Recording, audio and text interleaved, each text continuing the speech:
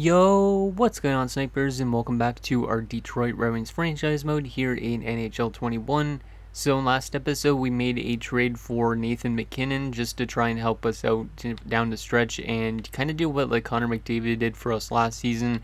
And he actually helped us out quite a bit, and we have gotten to the playoffs with a pretty good record and pretty good stats across the board. As you can see, Nathan MacKinnon picked up 39 points with us in 46 games, so he definitely helped us out a lot. And I'm really hoping that he could do that during the playoffs too, because we're definitely going to need the offense, because we do have one injury to our defenseman Ville Savonin.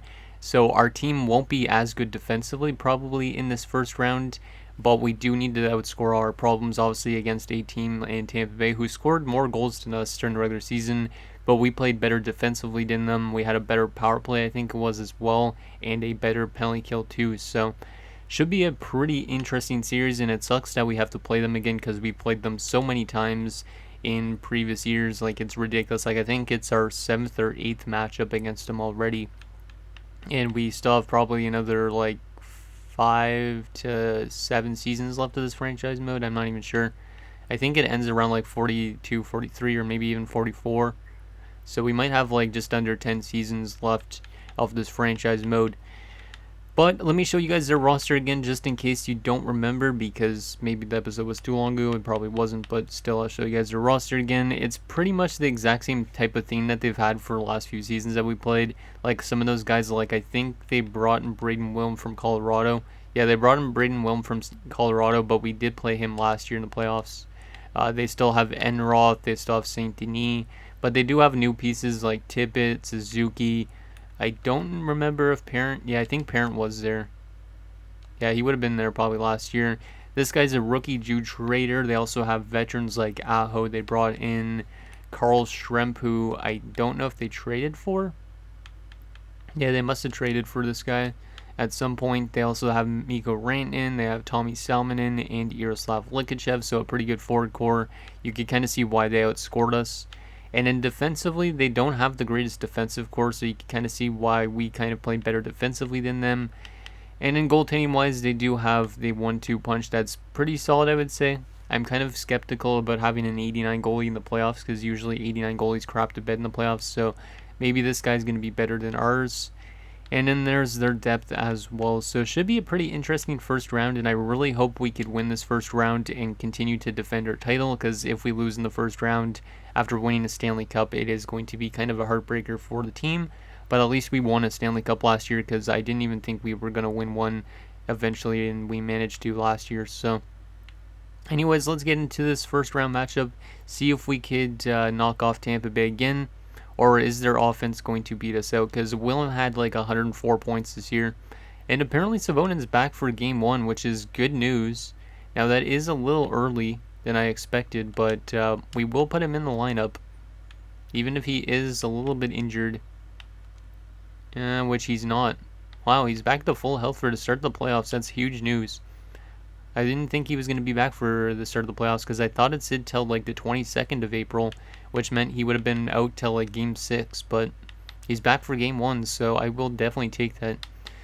Hopefully that helps us out in terms of how we play against Tampa Bay. So anyways, let's get into game 1. We got home ice advantage just barely, because we both finished pretty close in the standings. Let's see what happens.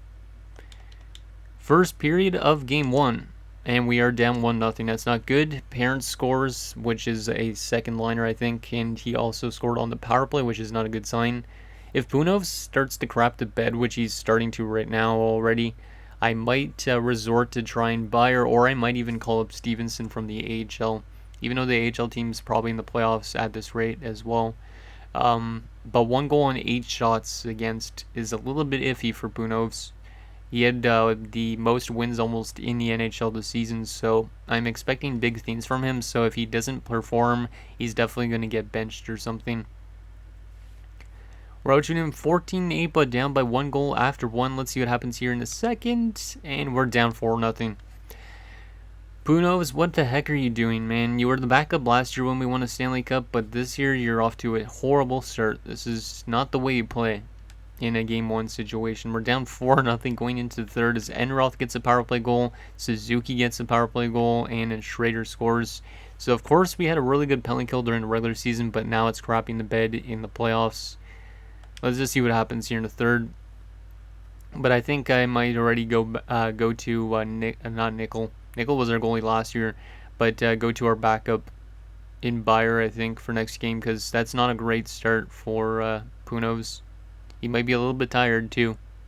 He's definitely not living up to his contract right now with a start like that. So we're gonna lose 4-0 in game 1, and we've lost our home ice advantage as well, which is not good. There's all their goals. Suzuki having multiple points against his former team, of course. Plus minus wise, who was badly minus? Nobody was super badly minus. That's kind of, how is that even possible? Oh, that's why, because 3 of the goals were on the power play, so it doesn't actually attribute to plus minus. But yeah, that's not a great first game from Punos. Like, he could bounce back always, but I'm not sure if he will. So I think I might already try and put Max Bayer in for next game, because we did go into the playoffs on a little bit of a hot stretch, which is not good, so we might end up getting swept. So yeah, I think I'm going to give Bayer an opportunity. This guy's never played a playoff game in his life. This was his first NHL season as well as a backup goalie. So we are going to give him his first ever playoff game. He's up to an 80 overall now, probably because of morale or something, but he was not too bad during the regular season. He's never played a playoff game even in the AHL, so this guy has no opportunity for failure here. This is just his first game ever. If need be, we could always put Yzerman into our lineup and then take somebody else out who's underperforming. Like, that fourth line's minus at the moment. And the top pairing is also minus. But we'll leave the rest of that the same for now. We will just try Bayer and see if Bayer could get us the win. Because I feel like 79 overall goalies and 80 overall goalies do better sometimes in the playoffs than 89s, which is kind of ridiculous. But let's see what happens here in Game 2. Can we tie the series headed to Tampa Bay? Because if we don't, I think we are in a very bad situation. First period of Game 2, and it's 1-1. Okay, I'll take that. Ville Savonin scores, so it's good to definitely see him in the lineup. I'm surprised he's the first player to score for us though this playoffs. And then Owen Tippett scored to tie it up for them. Shots are 14-10 in favor of Tampa, so we are getting outplayed after 1. But hopefully somebody like Nathan McKinnon or Matthews or Dingman could come through in the second period. Second period and 2-2, okay. Bouillon scores, so that's somebody that I definitely need to get going, because our top 6 wasn't scoring so far, but they do get some goals there. And then Tippett tied it up again. Shots are 23-21 in favor of Tampa. It is a 2-2 game. Can we win this one here in third? Come on, boys. Let's get our top 6 going a little bit more than just what the way it was going. And Hobbs scores. Okay, not who I was expecting to score, but I'll take it. I'll take any goals for us, as we have a long-ass penalty kill, and we score a goal from Nathan McKinnon. That's why I brought you in, Nathan, to score some playoff goals for us. And we're going to win Game 2 by a score of 4-2. And a pretty good performance, actually, from Max Bayer in his first ever playoff game. And I wanted to see the player stats, but I managed to skip that accidentally. But we have tied the series, headed back to Tampa, which is good news. The question is, do I run with Bayer again, or do I go with Punos for this game? Because maybe Punos just needed a day off. McKinnon had 2 points in that game. Do I go back to Bayer? I think I got to run with Bayer. Bayer was fantastic in his first game. If Bayer loses, though, and plays really badly this next game, then maybe I'll go back to Punos. But right now, Punos definitely doesn't deserve to be the starter in the playoffs. You might call me crazy considering he had 41 wins in the regular season, but he's not been performing in the playoffs. And the rest of our lineup, I think, will stay the same for now. Let me just check the defense. Yeah, that's good. Eventually, we might change that up a little bit, but right now it is good. Let's see what happens in Game 3 as we shift the series into Tampa. See if we could take a 2-1 series lead here. Wait, did I put Bayer in? I think I did, right? I just got to make sure I put Bayer in. I don't think I did. Oh, no. I accidentally advanced a day. Are you kidding me? Oh, my goodness. I'm like, making a lot of mistakes right now in this episode. Goalie Minor was never injured, right? No, he wasn't. But we managed to win on a calendar sim game? No, we lost in OT. Son of a bitch. 3 assists from Stewart in that game, probably. Oops. Well, that really sucks that I calendared in the game. My controller all of a sudden was like really slow, so I went over to press A, and then I actually pressed A on something else instead. So yeah, that was Punos that lost us that game. He still hasn't been good, so we'll go back to Bayer. But that sucks that we lost in overtime. I wish I could see the box score, but I can't see the box score because EA doesn't have that feature for some weird reason. Let's head to game 4 with the minimal adjustments, but man, that sucks that I calendar simmed that game. Hopefully that doesn't come back to bite us in the series. Let's see if we can tie the series up again with a win on the road, because we definitely need this win, or else we're down 3-1. First period, up 2-0. I'll take it. Coley Minen and Garrison, 2 playmakers score. That's a good start. Both goals were 8 minutes apart, roughly. We're being outshot, though, 13-7, so we definitely need to put some more pucks on net, I feel like. Second period, still 2-0. That's good. Shots are, though, 26-17 in favor of Tampa, which is not a good thing. But definitely a good performance from Bayer again in his second playoff game. Let's see what happens here in the third period. Can we lock this one down? Lock it down. Get maybe an insurance marker as well. It's good that this team is rebounding from that calendar sim game at least. Penalty kill. Nicely done. Yeah, Bayer seems to be the better playoff goalie right now, which means I might have to keep Punos as our backup in the playoffs. And we're going to win 2-0 and shut out Tampa Bay in Tampa Bay, despite them outshooting us 36-27. The only 2 goals coming in the first 10 minutes of the opening period. So Garrison from Coley Minen and Coley Minen from McKinnon. So that is good to see Nathan McKinnon helping us out this playoff run so far. And yeah, oh no, it's Punos that did start that game. Huh, I thought I went to Bayer, but I guess I didn't. So Punos getting a shutout, so maybe Punos is the man. I've been talking trash to him all this time, and he actually picks up a shutout. But then again, he's not really that consistent, so he might have a really bad game this next game. But we do have a tie series headed back home, which is good news. I don't think I'm going to make any line adjustments. I could take Punos out, but he just did pick up a shutout. So yeah, I think I'll leave it the way it is. Well, let's get into Game 5 on home ice. See if we could take a 3-2 series lead, headed back to Tampa Bay again. Or will we maybe go to a Game 7 situation again? Hopefully not, because I don't like Game 7s at all. Come on, boys. Let's win 2 in a row. First period of Game 5. And we're down 2-0. See, that's the problem with Punos. He's very inconsistent. Shuts them out one game and then allows 2 goals on 10 shots the next game. Both of them were power play goals, though. So maybe we just took too many penalty minutes in that opening period. Let me actually take a quick look at that. Penalties. So Biggs and Stewart both took penalties, which are 2 of our better defenders, so that's not a good thing to do. But we're outshooting them 16-10, so maybe we could get one back in this period, hopefully. Second period, down by still 2 goals. Garrison pulled us within 1. Tippett, though, restores that 2-goal lead for them. Shots are even 22-22, but we're still down by 2 goals. Let's just see what happens in the third. Are we going to be on the brink of elimination here in this first round? I think I'm going to go back to Bayer for next game, though. And then I'm going to have to make some rapid line adjustments. But I think I'm going to go to Bayer for next game, because I don't really like the consistency of Punos. Oh, De Kaiser pulls us within 1. Can we tie it, please? Can we? No, we cannot. Oh, that was so close near the end. De Kaiser giving us a little bit of hope, but not enough. And we're going to lose 3-2 in Game 5.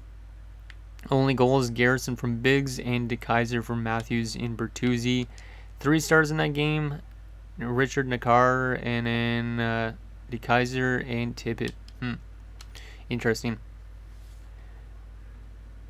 Okay, so we're down 3-2 in the series. I am going to make some line adjustments, though, to try and get this team to force a Game 7 and hopefully win in 7. But our offense has not been that good so far in this round. So, yeah, the top line's been pretty quiet for the most part. So I think I'm going to move De Kaiser down, move McKinnon up. Yeah, I think I'll do that. And then I think I'm going to move Coley Minen up, move Pow down. Move Mestre here. Oh, that's a bad chemistry. We could try this instead. Yeah, we're just going to go with something crazy for line adjustments. You can call me crazy all you want. We'll go like that. Move Stewart and Wall. We're going to separate those two together. Oh, that gets rid of the minus, but I don't want to move Biggs to the top 6 pairing because that's kind of dumb.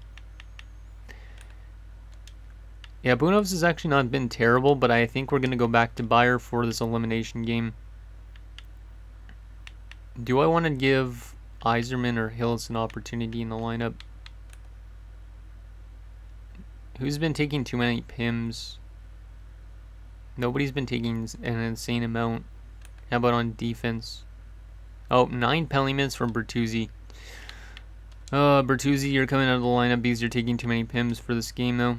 We're going to give Cracknell the opportunity since he's 32 years old. Give him a chance. I could always call up Stevenson, but he's killing it right now in the playoffs as well, so I think I want to keep him down there for now. But he definitely will be one of our goalies next year. But maybe we trade away Punovs and just run Beyer and Stevenson next year, because Punovs is a little bit weird of a goalie.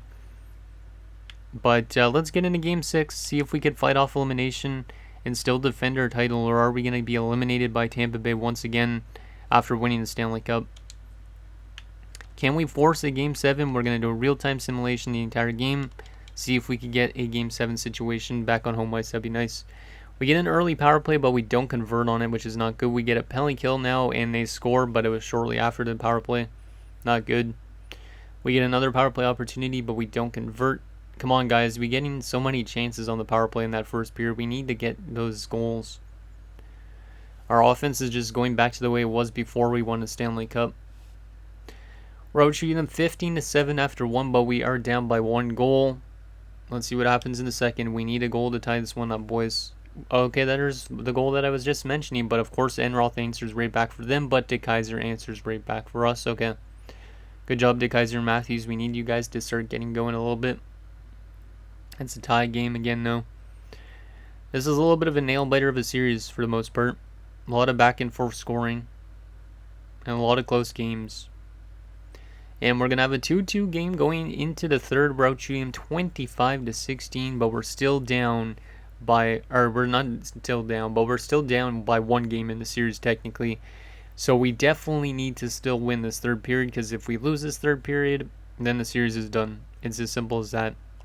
Third period underway. Who wants to be the hero for us? This game might be technically OT right now. Come on, Bouillon or somebody. Dingman? Power play opportunity again. We're getting so many power play opportunities this game, but we're not converting on them. Final few minutes of this game, and we are going to overtime. We're out shooting them 40-24, but their goaltender has been really good right now. We have a tie game. We need somebody to be a hero. I don't know who it's going to be. If anybody, Nathan McKinnon, please step up or something like that. You helped us a lot out during the stretch, and we traded for you just to help us out in the postseason. So I'm counting on Nathan McKinnon or somebody on our top 6 to get us a goal. Or maybe even just a random unsung hero, who knows. But we need a goal to force a Game 7, please. Mestre even, maybe. Penalty kill. Nicely done. There we go. We're going to tie it, and we're going to force a Game 7, and look who it is. The guy I called on, Nathan McKinnon. Of course, I call on him, and I receive. Thank you, Nathan McKinnon. Oh, my God. Oh, we're going to a Game 7. We still might be eliminated in the first round, which really sucks. But Nathan McKinnon with a very clutch goal to force a Game 7 back on home ice. Whew. The big guys showed up at the right time. Matthews from Wall and Dingman, and then DeKaiser from Coleman, and then Bouillon and McKinnon from Dingman and Matthews. 3 stars in that game. Matthews the first star. Beyer the second star. Beyer was fantastic again. I might go back to Beyer for Game 7. And then Dingman, the third star with 2 assists. I don't know if I go with Beyer or if I go back to Punovs for Game 7. Because Bayer's been winning games. I mean, that one was a lot closer. But let me take a look at their stats again. Let me go to goalies. I think I got to go to Beyer. He's got a .936 save percentage, but he might have one bad game soon. But he's been really good so far. And then Punos had the really rough first few games, but he's been bouncing back. I'm going to go with Bayer, I think, for this game. But he might actually have a bad game soon. I don't know. I don't feel like this guy can play multiple games in a row. I'm trying to look at, see, poise is a 66, which I know poise doesn't mean anything in this, but I'm going to give it to Punos. I was thinking Bayer, but I feel like Bayer's going to have a bad game if we give him back-to-back, because that's too much minutes probably for somebody like his overall. So we're going to go to Punos. This might be the worst decision I've made, but if it pays off, we might be headed to the second round. If not, we're going to be losing in the first round. So here we go. Game 7 on home ice. Can we survive the first round? We need our top guys to get going again. So another real-time simulation game. Our top guns were going last game. We need them to get going again. Come on, Bullion. McKinnon, I'll call on you again because you scored the OT winner in last game. But we need our top guns to get going. Maybe even our bottom 6 to get going. Because I haven't seen Mestre do too much so far in the playoffs. Scoreless after 1, which is a good start. And a good start actually for Punos. We're being outshot 17-6, which is very bad for a Game 7 situation. We're lucky to be scoreless after that first period. So, second period underway now. Come on, who wants to score us the first goal? And it's Matthews. Okay, Matthews, let's go. We're being outshot badly, but it's been a pretty good game so far for this team. Defensively, of course, after I say that, Aho ties it up at 1. Power play opportunity, come on, guys. There you go, Wall scores on the power play. Of all people, Wall hasn't scored in a while, actually. That was his first goal of the playoffs. It's 2-1 for us going into the third. We're being outshot 29-15. But we are up by 1 goal. Please get some insurance, guys. Don't just hold this 1 goal lead. We need some insurance against a team like Tampa. They were a really good offensive team in the regular season. Let's get this done here. Third period. Who wants to make us go up by 2 goals, please? Nathan McKinnon. Penalty kill. This is a crucial penalty kill. 5-on-3. Are you kidding me? Don't take penalties like this in third. And there's a short-handed goal. Holy. Caden Dingman with the short-handed dagger in the third period of a Game 7. And we're headed back to the second round, eliminating Tampa Bay in 7 games. Despite being outshot 41-23 in the final game. Oh, I am very surprised that we managed to get through them. But our big guys actually showed up in the last 2 games, and that helped us out a lot. So Matthews from Dingman, Wall from Matthews and Dingman, and then Dingman from Wall and Hobbs. So Dingman with 3 points in that crucial Game 7. He might be the new Mr. Game 7, new Justin Williams. But a really good performance from Punos, so it was definitely a good choice to go to Punos for that game. He's definitely earned the way to start off next round. And then Dingman the second star and Matthews the third. Oh, I wonder who we're going to face in the next round. Because that was a very tough first round. Wow, Ottawa got knocked off despite having a really good season by Boston. And then Washington's on to the next round. Rangers are on to the next round. San Jose's on the next round. Anaheim, Nashville, and Colorado. Yikes, that Western Conference is a little bit scary. Let's take a look at our player stats for that first round, and then we'll take a look at who we're going up against in the second round. So let's start off with our forwards. So Dingman, Matthews were pretty solid. Then it drops off considerably a little bit. Like, I mean, all of our lines are scoring, but the amount of points per game is not that great. Mestre and Alexandrov had no points in those 7 games, but they were plus. And then defensively, Wall and Biggs were pretty good. Stewart was actually pretty good. So our defensemen helped out a decent amount. Cracknell was not too bad. He played those last 2 games over Bertuzzi. We'll probably keep Cracknell in the lineup for now. And then goalie-wise, both goalies were actually fantastic in that first round. Got to give it credit where it's due. Punos was actually a lot better than I expected, and then Bayer was fantastic too. Pretty good. Okay, who are we going up against in the second round? Is it a team we could beat? It is going to be the Boston Bruins. So we've never played Boston in the playoffs before because they've barely made the playoffs before. But they finished the season 45-27-10.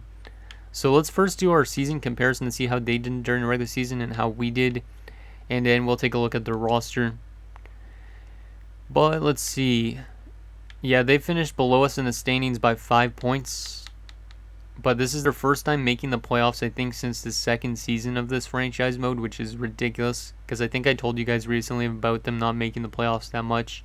But they did score around the same amount of goals as us. Only 3 less goals. We were better defensively, only allowing 10 less goals. We had a better power play, and we had a better penalty kill by 0.3%. They also had 11 shorthanded goals, which was one of the most in the NHL, so they're a pretty solid team for the most part. Let's take a look at what their roster looks like. Hopefully there is nobody that is too crazy good on their roster, because or else we might end up losing. So they have Hanyu Tuominen, who is a highly elite player that was drafted 3rd overall. Interesting player there. They also have Magnus Gunnarsson, who was drafted by the Minnesota Wild. He's pretty good.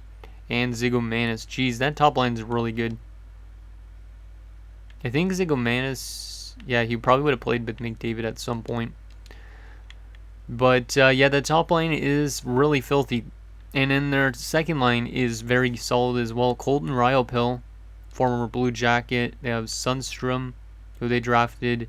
They also have Nils Hoglander, our former player from a few years back, actually way back, like almost 10 seasons ago. So yeah, their top 6 is filthy. Hoglander a little bit weak, but still pretty good. Third line, they have Sawyer Lavallee. Interesting, drafted by the Canucks. Jackson Forrest, drafted by the Sens.